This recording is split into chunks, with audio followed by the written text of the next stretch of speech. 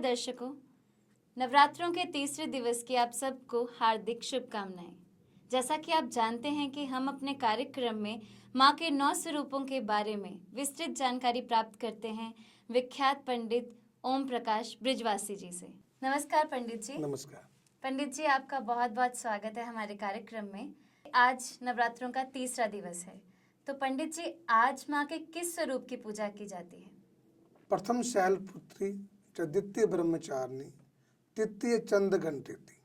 आज हम आपको माता के तीसरी शक्ति चंद्र घंटा के बारे में बतलाएंगे। माँ के इस स्वरूप में 10 भुजाएं हैं। नवदुर्गा के अंदर 10 भुजाएं किसी स्वरूप में नहीं आती, ये केवल चंद्र घंटा के स्वरूप में आती हैं। इस दिन माँ की पूजा करने के बाद भक्तों के मन में कोई भय नहीं रहता, उनके अंदर एक नई ऊर्जा उत्पन्न होती है।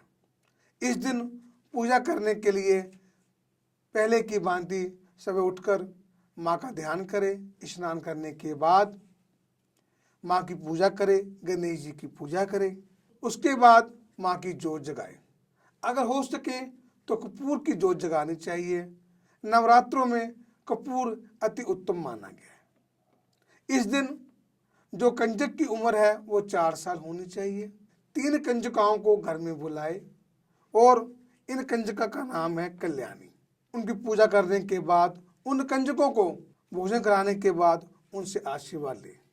इस प्रकार जो भगत, जो साधक माँ इस चंद्र घंटा की पूजा करते हैं उनके मनोकामना पूर्ण होती है। पंडित जी, जिनकी कुंडली में राहु खराब होता है वो इन नवरात्रों में क्या करें? जिनकी कुंडली में राहु कष्ट दे रहा हो, तंग कर रहा हो, राहु का काम होता है कि कमर से नीचे जितने रोग हैं, घुटनों में दर्द है या कोई ऐसे कोई रोग हैं, वो सब राहु के कारण होते हैं। व्यक्ति इन नवरात्रों के दिनों में माँ भगवती की पूजा सच्चे मन से करे तो उनको राहु कभी तंग नहीं करेगा। उसके लिए उनको चाहिए कि माँ की आराधना के बाद, नवरात्रों का व्रत रखने के बाद वह यथाशक्ति राहु के लिए भी माँ से प्रार्थना करें और कंजकों को दक्षिणा देने के बाद उनसे आशीर्वाद अवश्य प्राप्त करें और उनसे प्रार्थना करें कि हे माँ, जो ये राहु मेरी कुंडली में जो कष्ट कर रहा है इसका निवारण कीजिए, तो अवश्य ही उनको राहु कभी तंग नहीं करेगा। तो पंडित जी आज आप ये बताएं कि जिन लोगों के इंटरव्यू में, नौकरी के लिए जब हम इंटरव्यू के लिए जाते हैं तो उसमें बहुत दिक्कतें आती हैं, तो उसके लिए आप क्या उपाय बताएंगे? ऐसा है कि आज शनिवार है जी तो किसी भी शुभ दिन जाने के लिए शनिवार वाले दिन जी देसी घी और अदरक का प्रयोग करके जाए।